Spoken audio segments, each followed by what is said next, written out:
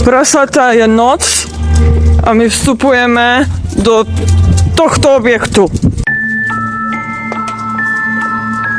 Do prdelníka.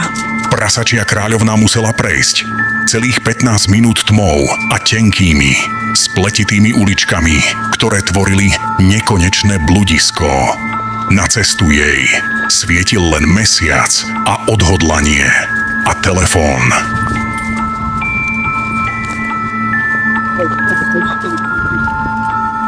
Počkaj, neviem, či hore, či dole, idem sa pozrieť. Tu sme už... Asi hore. Tu sme na konci, takže hore sme mali tu ísť. Tam, kde stojíš.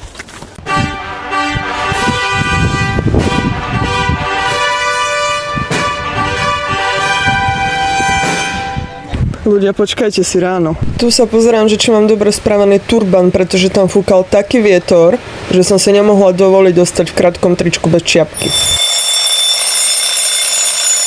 Budík som mala na 4:30 a keďže fúkal strašný vietor, tak som si nechala na hlave spacák a tak som sa vybrala priamo do zálivu. Slnko bolo ešte ďaleko za horizontom, ale keďže tie uličky niektoré vedú nikam a bola dosť tma, tak som si povedala, že radšej pôjdem pomalšie a možno párkrát zablúdim, ale aspoň nespadnem z útesu. Bez svetla tie uličky nevyzerali veľmi prívetivo a skôr by som namiesto tohto príhovoru asi pridala takúto hudbu. Dobre, poviem vám to na rovinu, pridala som sem už 7-krát nejakú hudbu, lenže YouTube mi ju stále nechce povoliť, takže ja vás teraz idem strašiť. Strašidelná hudba. Predstavte si creepy hudbu.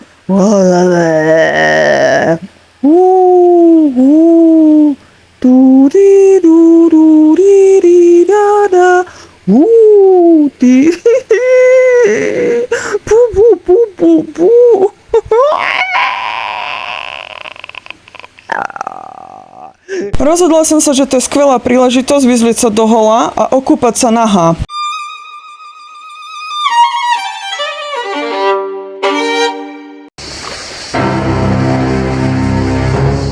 Čak vyjde vonka, objema, oskalie a potom moje telo hodí do mora.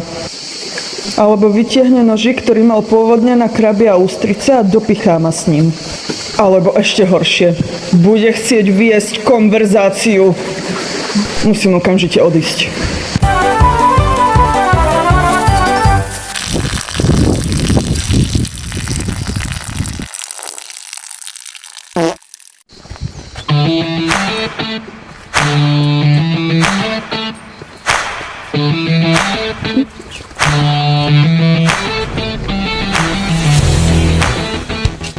To práve tak premýšľam, ako som chodil smetieri. Autom asi nie. Aj keď pri Talianoch by ma to vôbec neprekvapilo, keby som chodili autom.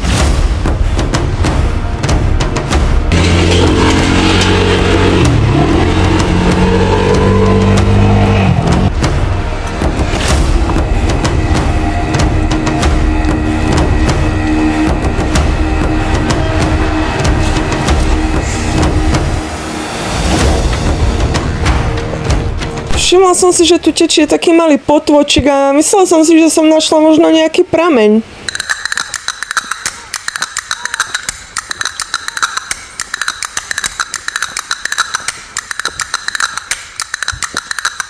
No, nie tak úplne. Podľa mňa to je pekné miesto. Je to úplne na píči, volební musím 6 ráno jako kokotí. Skurvený klimatizací. Ale to nám nikto nemôže za to, že sme chudobní a nemáme klimatizáciu. To ne, za to si můžu záležet, že se půjdu. Jsem měl dojet sama, vole, odpoledne. Však som ti povedala, že pôjdem sama, že tu prespím sama. No jasně, ty vole. Ty prosím tě, hlavně mi dají nemlk píčoviny. A ty prespím sama. To mě úplně na tom sere, ty že čurák, který si utáhnu. Teď nebyla zima, ty vole. Takový kokotný, vole. Teď mi zase jít někde v baru, jo? Dobre. No ne, dobré. Chceš kávu? Tu mi koupíš. Experience. Konfeta. Jaj, to sú tieto kamene. Sú to bombóny, ale je to len kamene, lebo no, z pochopiteľných dôvodov. Ja si myslím, že sa poteší. To je celkom pekná socha, lebo je v pohybe. Veď tu je kostolník starý. To som si teraz všimla až. Môj aktuálny budget na cestu na Slovensko, no a ešte samozrejme na čivavu a tetovanie a možno mohriaka. Pozrite sa, v Británii majú takéto peniaze priesvitné. Akože videla som to už aj pri iných krajinách, ale to boli také možno austrálske krajiny alebo nejaké ostrovy.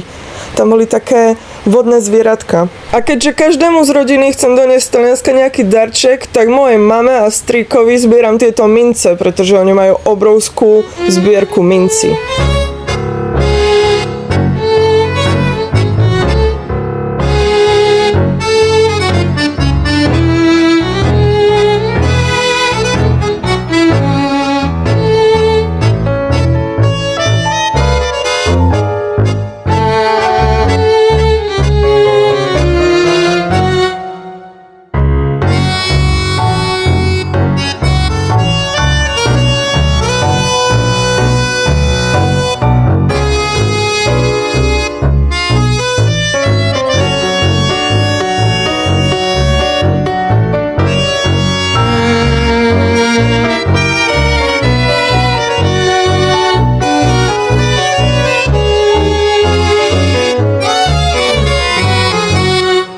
Sa tá fit check, takže okuliare Shein 7 €, top Mystery Stocka box zadarmo, kraťasy zadarmo Mystery Stocka box, šatka zadarmo Mystery Stocka box, taška zadarmo Mystery Stocka box, ladvinka, hodinky Swarovski 400. Vítajte v najväčšej záchrannej stanici pre korytnačky v Európe. Toto je hniezdo korytnačky Mami Karety. Tá môže do jedného takéhoto hniezda naklásť 80 až 120 vajec. Počas sezóny spraví 2 až 6 takýchto hniezd. Pre vodné korytnačky sú nebezpečné hlavne sáčky, pretože sa podobajú na ich prirodzenú potravu.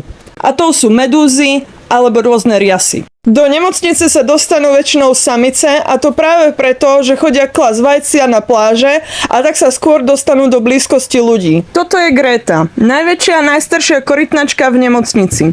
Má poškodený pancier od lodného motora a musela jej byť amputovaná zadná plutva kvôli rozsiahlej infekcii po omotaných silónoch. Greta je v centre už 4 roky, no toto leto by už mala vojsť do voľnej prírody. Tieto špeciálne bazény tvoriace vlny majú len v Neapole.